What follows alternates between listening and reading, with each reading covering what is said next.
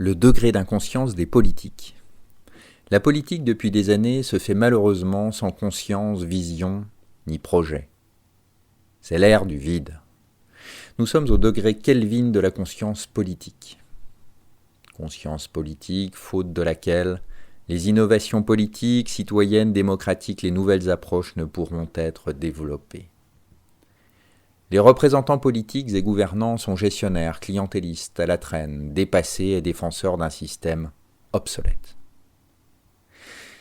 D'ailleurs, les réponses apportées à la crise, à la critique sociale, aux émeutes, sont inadaptées et sécuritaires, exacerbant les tensions entre les gilets jaunes et les sujets, le monde, objet de leur critique.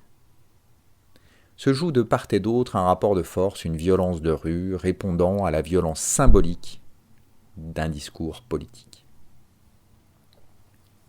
Les réponses politiques doivent être d'accompagnement, de négociation, d'implication, faute de quoi se créent des conditions insurrectionnelles.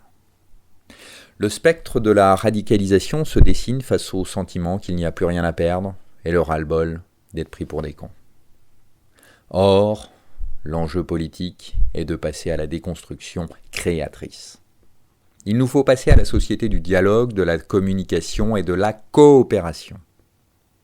Cela appelle à une nécessité de changement profond sur nos modèles de société, sur notre projet commun et sur la place de chacun dans son projet.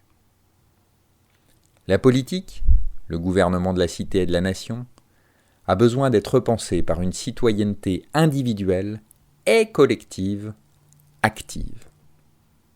Des projets locaux, nationaux et supranationaux doivent être mis en œuvre, porteurs de vision et d'actions concrètes, basés sur des identités hybrides, ouvertes et incarnées, sur une volonté d'innovation sociétale et sur un pilotage de leur mise en œuvre. L'État doit devenir entrepreneur sociétal.